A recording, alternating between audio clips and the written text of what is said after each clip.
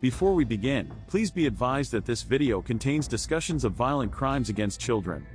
Viewer discretion is advised. They were mothers, daughters, and partners, but they all share one thing in common. They now sit on Alabama's death row. From a mother who hired a hitman to kill her daughter to a woman who poisoned her stepchildren, these cases are as chilling as they are tragic. Before we dive into their shocking stories, don't forget to like this video, subscribe for more true crime content, and hit that notification bell so you never miss an update. Now, let's uncover the dark truths behind Alabama's most infamous female death row inmates. Patricia Blackmon. Patricia Blackmon, now 54, has been on death row at Julia Tutwiler Prison longer than any of the 5 women there. She was sent to death row on August 5, 2002. On May 29, 1999, Patricia, who was 30 at the time, called 911, saying that her 2-year-old daughter, Dominiqua, wasn't breathing. Paramedics arrived at 9:30 p.m. Eddie Smith, a paramedic from Dothan, later testified that when he entered the home, he found Dominiqua lying on the floor of the master bedroom. She was wearing a diaper and blood-soaked socks. Her body was covered in vomit, she had a large bruise on her forehead, and there was blood on her chest. She wasn't breathing. Paramedics tried to save her, but she was taken to Flowers Hospital, where she was pronounced dead at 10:22 p.m. An autopsy performed by Dr. Alfredo Paredes showed that Dominiqua died from multiple blunt force injuries to her head, chest, stomach, and limbs. Dr. Christie and the child's pediatrician, Dr. Robert Head, testified that Dominiqua had many bruises and marks on her body, including a shoe print on her chest. Dr. James Downs, Alabama's chief medical examiner, compared that print to the sandals Patricia was wearing that day and believed they matched. A search of the home found Dominiqua's blood on several items, including a broken pool cue, a child's t-shirt, a pink sheet, a quilt, and 2 napkins. Testimony revealed that Patricia had adopted Dominiqua about 9 months before her death. Patricia was found guilty of capital murder. The jury voted 10-2 in favor of the death penalty, and the judge agreed with their decision. Tierra Gobble. Tierra Gobble, now 40, has been on death row since January 6, 2006, for killing her infant son. On December 15, 2004, Tierra's 4-month-old baby, Phoenix Parrish, was rushed to the emergency room at Southeast Alabama Medical Center in Dothan. Doctors tried to save him, but Phoenix wasn't breathing and had no pulse when he arrived. He was declared deceased at the hospital. An autopsy showed that Phoenix died from a severe head injury that fractured his skull. He also had injuries on his face, head, neck, and chest, along with broken ribs, wrists, and arm. The inside of his mouth was torn, which doctors said was likely caused by a bottle being forced into his mouth. Dr. Jonas Arsalny, the emergency room doctor who treated Phoenix, testified that the baby would have been in extreme pain from his many injuries. Phoenix was born on August 8, 2004, in Plant City, Florida. Just one day after his birth, DCF took him from Tierra's custody. They had already removed her first child, Jewel, in 2003 and placed her with her uncle, Edgar Parrish. At the time of Phoenix's death, Tierra was not supposed to have contact with her children due to a court order. However, in October 2004, she and her boyfriend, Samuel David Hunter, moved in with Edgar and Phoenix. Before that, she had signed an affidavit giving up her parental rights. On December 2, 2004, just 13 days before Phoenix's death, court proceedings began to officially terminate Tierra's rights as a mother. A babysitter named Tori Jordan later testified that Tierra once said, "If she couldn't have her children, no one could." Court records show that Tierra admitted she was Phoenix's main caretaker, even though Edgar was his legal guardian. She claimed she may have broken his ribs by holding him too tightly and said his head could have hit the crib when she laid him down. During cross-examination, the state revealed a letter Tierra had written. In it, she admitted, "It's my fault that my son died, but I didn't mean for it to happen." She was 21 years old when Phoenix died. Her daughter, Jewel, was 18 months old at the time. The jury found Tierra guilty of capital murder and voted 10-2 in favor of the death penalty. The judge agreed and sentenced her to death. Christie Michelle Scott. Christie Michelle Scott, now 45, has been on death row since August 12, 2009, for the murder of her son. In 2008, Christie was 30 years old and had 2 sons. 6-year-old Mason and 4-year-old Noah. On August 16, in the early morning hours, their house caught fire, killing Mason. According to court records, Christie and Noah were sleeping in her bedroom when the fire started, while Mason was in the boys' room. Christie's husband, Jeremy Scott, was out of town at the time. Jennifer Davidson, the Scott's neighbor, testified that her doorbell rang around 2:30 a.m. that night. When she opened the door, she saw Christie and Noah. Davidson said Christie was fully dressed and had her phone in her pocket. After Davidson called 911, Christie told her that Mason was still inside. Firefighters tried to enter the home but could only make it a few feet due to intense heat and smoke. Once the fire was out, they searched the house several times before finally finding Mason's body. Several witnesses testified that when Christie's father, Donald Bray, arrived at the scene, he confronted her, saying, "What the hell have you done with my grandbabies?" Captain Steve Thornton from the Russellville Fire Department testified that the fire started in the boys' bedroom. They also discovered an electrical outlet behind Mason's bed was missing and could not be found. Investigators found a smoke detector in the hallway near the boys' bedroom that had been disabled. Fire experts ruled out natural causes like lightning, faulty wiring, rechargeable batteries, or spontaneous combustion. Fire protection consultant James Munger stated that, in his opinion, the fire was deliberately set. 10 days after the fire, James Edwards, a deputy from the state fire marshal's office, interviewed Christie. She claimed she tried several times to get back inside the burning house, but Davidson's boyfriend, Brian Copeland, held her back. But it turned out that she never tried to re-enter the house at all. During the trial, psychiatrist Dr. Rebecca Daly testified that she had diagnosed Mason in 2007 with ADHD, oppositional defiant disorder, and pervasive developmental disorder. He was prescribed medications, including Abilify, Risperdal, and Vyvanse. A toxicology report found amphetamines, codeine, and promethazine in Mason's system. Dr. Jack Arkalin, a toxicologist, testified that a typical child being treated for ADHD would have an amphetamine level below 100, but Mason's level was 450. On that same day after the fire, Christie and her husband went to a hair appointment at a hair salon. Hairstylist Anna K. Greenhill said they joked and chatted during the appointment and never mentioned Mason. In the days after the fire, witnesses said Christie did not act like a grieving parent. One witness claimed that Christie said God was punishing her for not wanting to raise Mason. Another witness, who was married to one of Christie's cousins, testified that at Mason's funeral, Christie said, "Noah's always wanted a baby sister, maybe he can get one now." Jim Hanna from the state fire marshal's office testified that Christie's husband, Jeremy, also told investigators that at Mason's graveside, Christie said, "What do you think about having another child now?" The jury found Christie guilty of 3 counts of capital murder and voted 7-5 in favor of life in prison without parole. However, the circuit court overruled the jury's recommendation and sentenced her to death.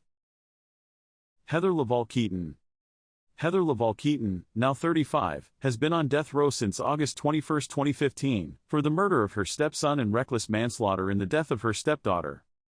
In 2008, when she was 22, Heather started a relationship with John Joseph de Blase. At the time, John was married and had 2 children. Heather was a student at Spring Hill College in Mobile. In early 2009, John and his wife, Corinne Heathcock, separated. That March, Heather took a break from school and moved in with John, his parents, and his 2 children, Natalie and Chase. Court records state that John's mother, Anna Blase, became concerned when she saw Heather punish the children by duct taping their hands behind their backs and taping their mouths shut as a form of timeout.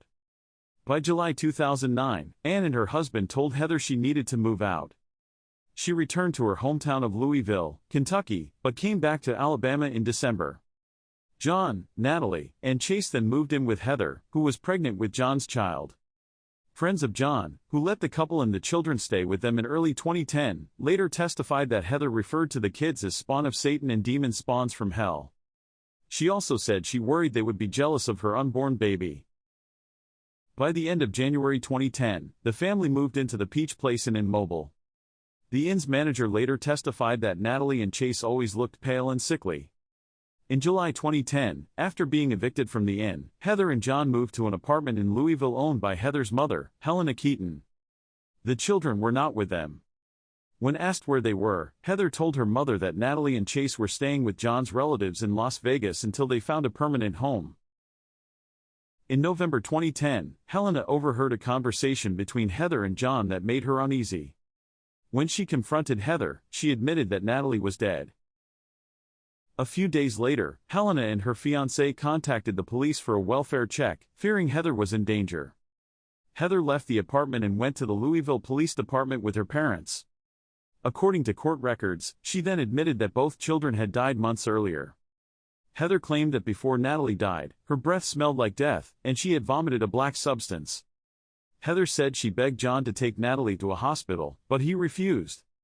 She also said the couple kept Natalie in a closet for 6 to 8 hours while she was at school. When she finally checked on Natalie, the little girl was unresponsive. Heather claimed John later took Natalie's body, drove to a wooded area, and walked into the trees with it. She said she didn't know what happened after that. Chase suffered the same fate, Heather claimed. After her arrest for child abuse, Heather changed parts of her story. She said she didn't report the children's deaths because John threatened to kill her and had control over her phone and movements. When questioned about the accusations of abuse from John's friends, Heather dismissed them as habitual liars. While in Mobile County Jail, another inmate, Rosanna Taylor, testified that Heather talked about the children all the time and admitted to poisoning them with antifreeze. Taylor said Heather and John originally planned to keep Chase, but when he kept asking where his sister was, Heather called him a liability. She didn't have any remorse, Taylor said. She didn't get sad. It's like she didn't care. She was not human. Other inmates confirmed parts of Taylor's testimony. John was arrested in Florida and extradited to Mobile shortly after Heather was taken into custody.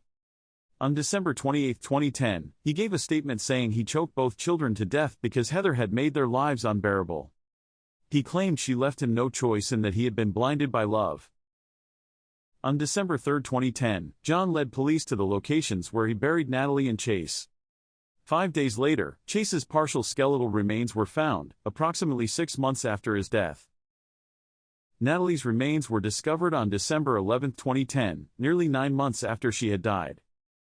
Dr. Stacy Turner, a medical examiner with the Alabama Department of Forensic Sciences, determined that the children likely died from a combination of poisoning, dehydration, starvation, and asphyxiation.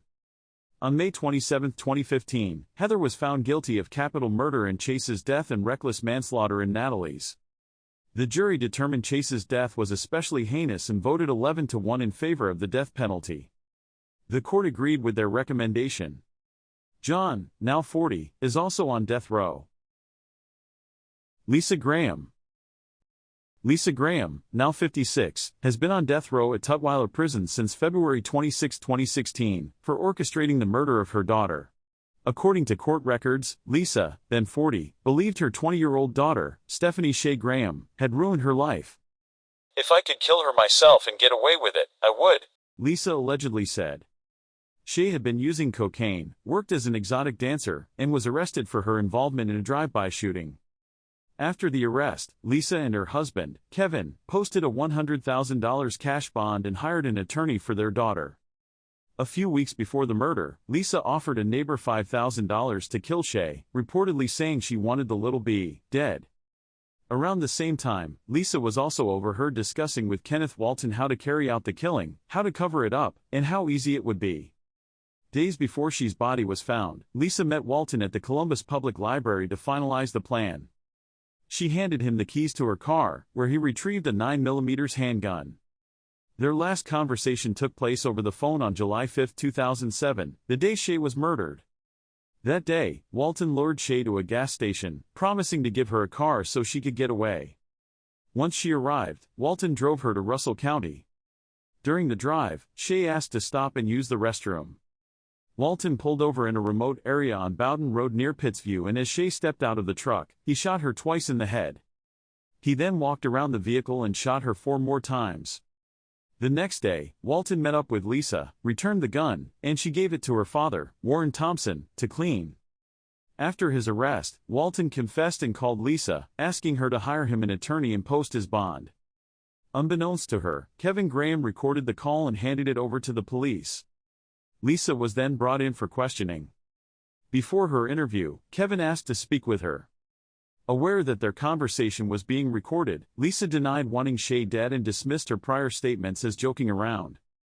However, at one point, she told Kevin, "I told you that child would ruin my life, didn't I?" 5 years passed before the case finally went to trial. On June 14, 2012, Walton pleaded guilty and was sentenced to life in prison. Lisa's trial was scheduled for the following fall.